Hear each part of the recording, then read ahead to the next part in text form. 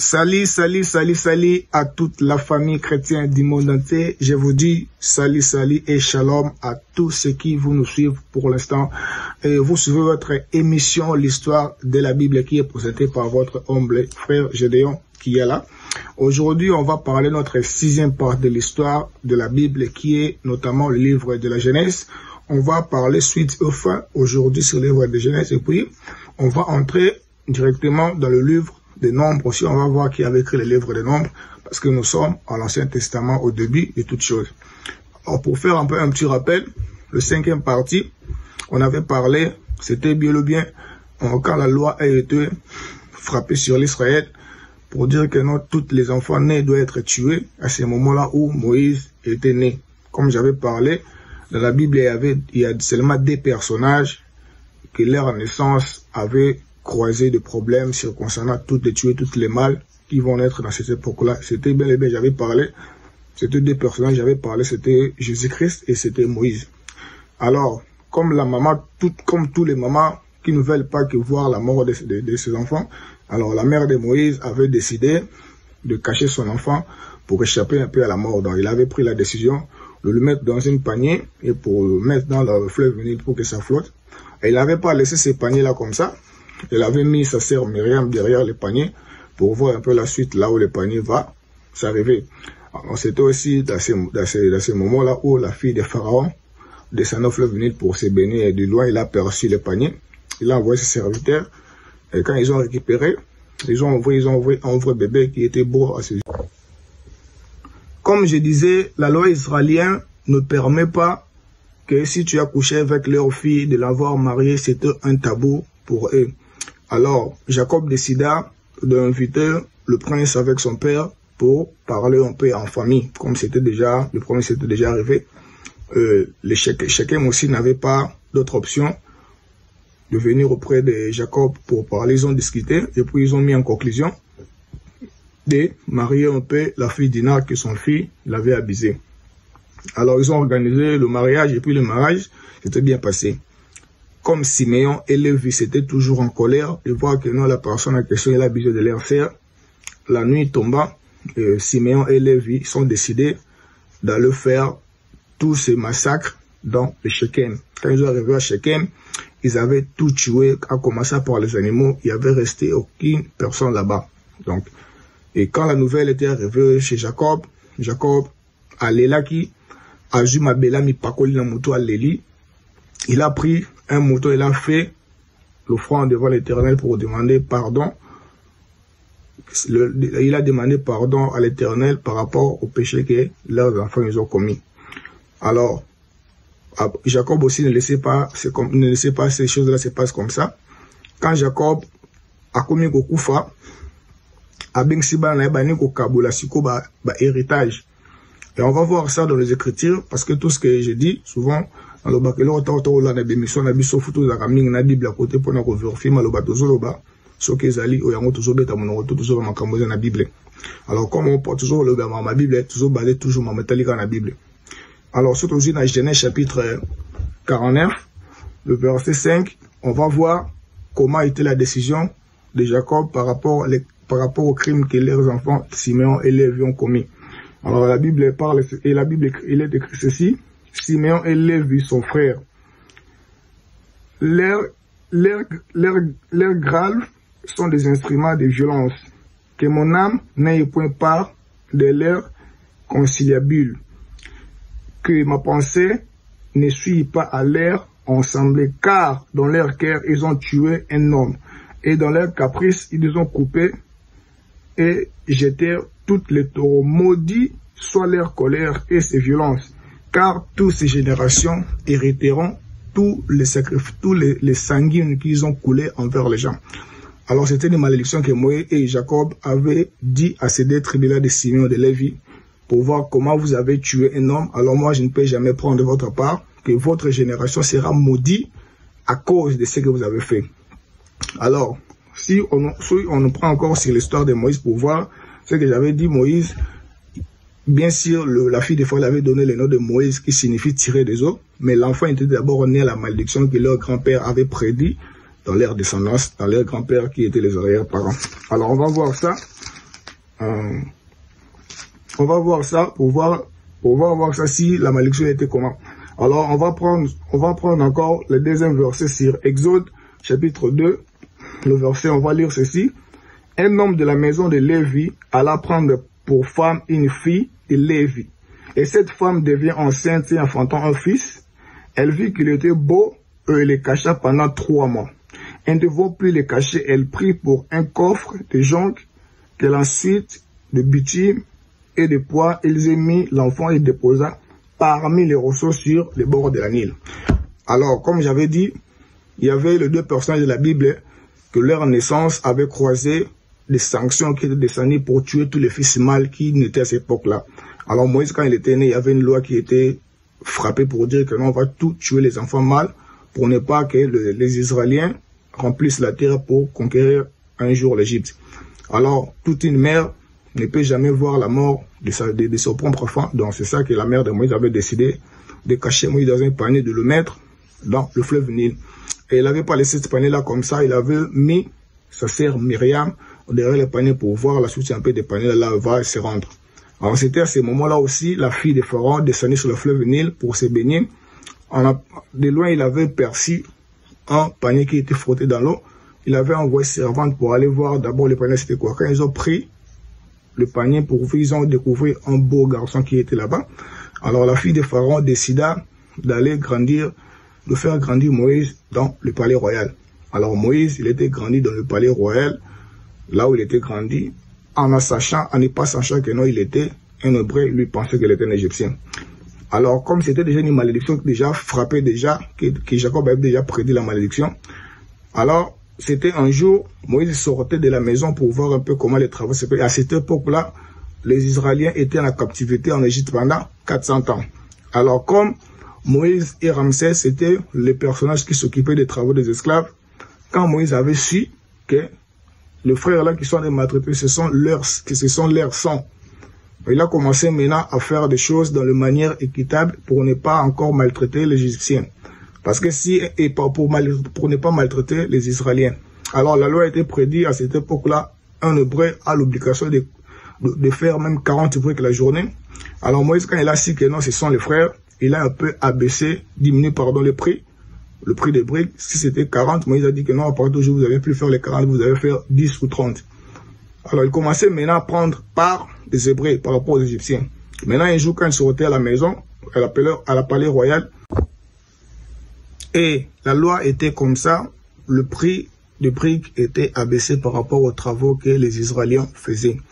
Alors un jour, Moïse sortit de la palais royal, Amoni hébreu égyptien, bazo discuté. Alors Moïse avait eu part, Yakoboma égyptien et puis Yakunda qui est. Alors Israélien mona ki bongo baloba ke loko mote.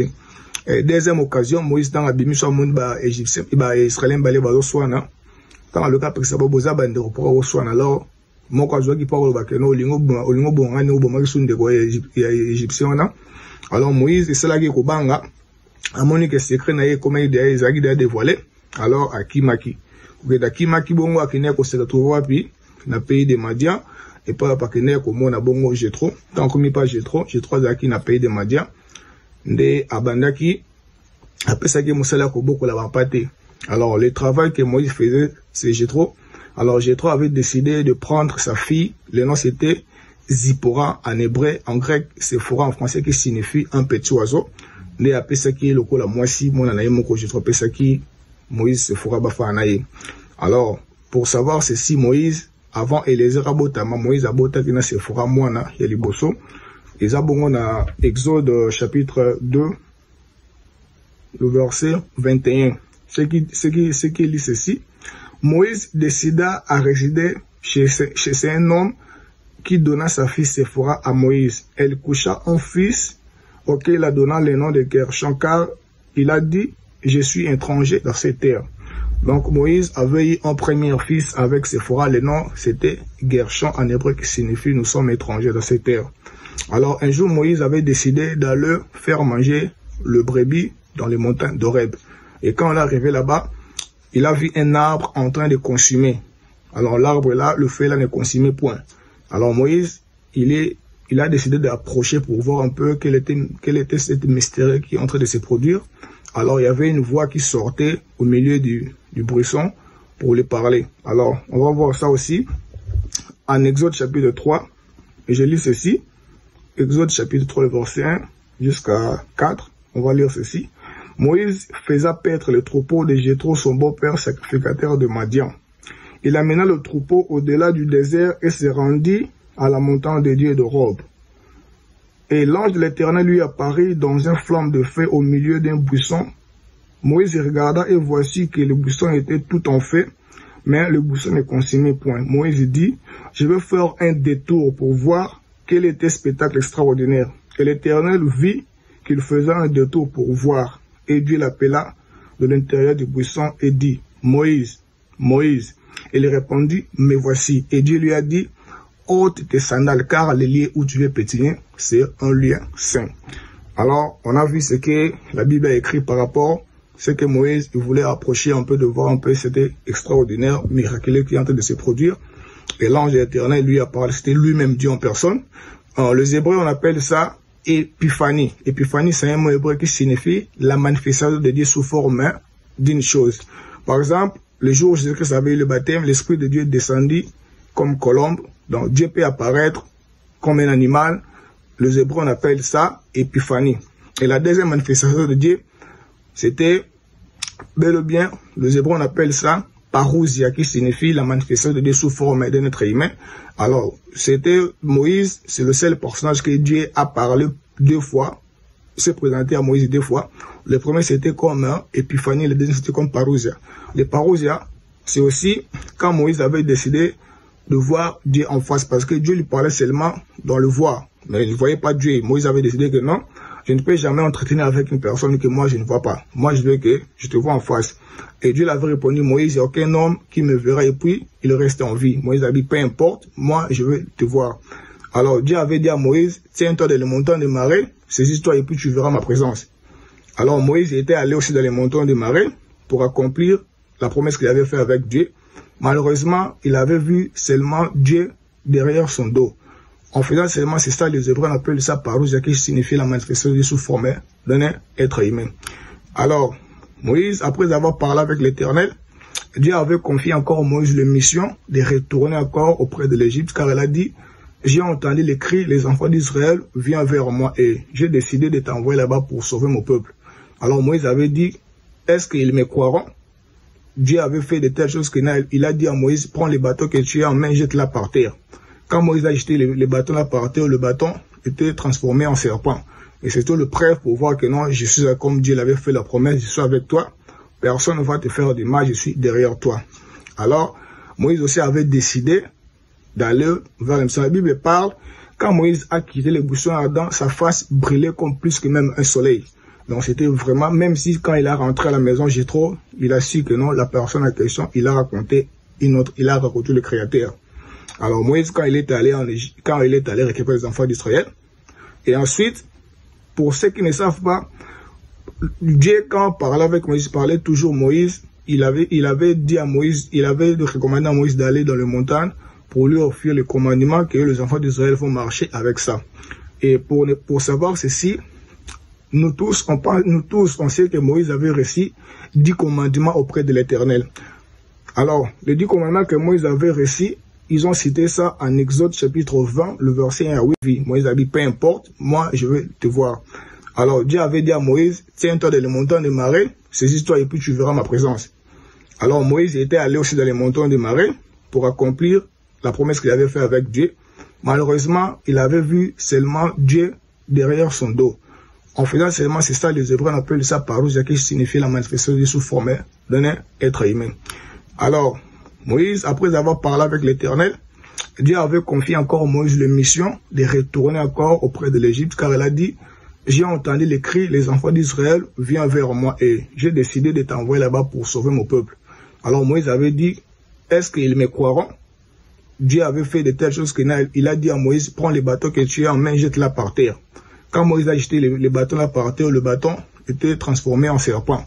Et c'était le preuve pour voir que non, je suis comme Dieu l'avait fait la promesse, je suis avec toi. Personne ne va te faire du mal, je suis derrière toi. Alors, Moïse aussi avait décidé d'aller vers le mission. La Bible parle, quand Moïse a quitté le buisson ardent, sa face brillait comme plus que même un soleil. Donc c'était vraiment, même si quand il a rentré à la maison Jéthro, il a su que non, la personne en question, il a raconté le Créateur. Alors Moïse, quand il est allé récupérer les enfants d'Israël, et ensuite, pour ceux qui ne savent pas, Dieu, quand parlait avec Moïse, parlait toujours Moïse, il avait dit à Moïse, il avait recommandé à Moïse d'aller dans les montagnes pour lui offrir le commandement que les enfants d'Israël vont marcher avec ça. Et pour savoir ceci, nous tous, on sait que Moïse avait reçu 10 commandements auprès de l'Éternel. Alors, les 10 commandements que Moïse avait reçus, ils ont cité ça en Exode chapitre 20, le verset 1 à 8. Là, vous allez voir les 10 commandements que que Moïse avait cités. Or, Moïse avait reçu auprès de Dieu, c'était 613 lois que Moïse avait reçues auprès de l'Éternel. Alors, malheureusement, c'est pas en Genèse qu'on a cité, et ce n'est pas en Exode qu'on a cité tous les 113 lois. Seulement en Exode, on a cité seulement 10, c'est en Exode, ce que je viens de dire. Le 10 commandements est cité en Exode chapitre 20, le verset 1 à 8. Le reste des autres commandements sont cités parmi le livre que Moïse a écrit. Parce que Moïse, les gens ne savent pas, Moïse n'a pas écrit seulement le 5 livres Pentecôte. Moïse a écrit 6 livres. Moïse a écrit 6 livres. Il a écrit Genèse, il a écrit Exode, il a écrit Nombre, Lévitique, Deutéronome et le livre de Job. Donc, au total, c'est 6 livres. Maintenant, si vous avez quitté l'Exode, en commençant par Nombre, Lévitique, vous allez voir tous les 113 que Moïse avait pris auprès de l'Éternel pour aller parler aux enfants pour la bonne marche des enfants d'Israël. Alors, l'année où Moïse avait ces tablettes de commandements, c'était en 1624, où Moïse avait reçu les 113 commandements pour faire parler aux enfants d'Israël. Alors, pour savoir ceci, Moïse aussi, il fut le premier prophète dans l'histoire d'Israël. Et après la mort de Moïse, il n'y avait pas encore un autre prophète qui existait en Israël jusqu'à ce qu'ait été arrivée la naissance du prophète Samuel. Donc, quant à moi, je vous dis un grand merci pour tout ce que vous nous suivez. Nous vous demandons beaucoup d'excuses parce que ça fait au moins 2 semaines qu'on n'a pas vous présenté notre émission parce qu'il y avait aussi des empêchements. Et voilà, aujourd'hui, nous allons parler de notre histoire. Et pour faire ceci aussi, le livre d'Exode ferme ses parenthèses. Dieu avait ordonné à Moïse de lui construire un tabernacle parce qu'à l'époque où les gens priaient seulement Dieu à la montagne et puis dans les endroits où c'était pas vraiment confortable. Alors Dieu avait décidé de dire à Moïse de le construire le tabernacle pour que tout le monde vont prier là-bas. Alors c'est là où le livre d'Exode ferme ses parenthèses en histoire de construction des tabernacles. Et quant à moi, je vous dis encore un grand merci, si vous n'avez pas encore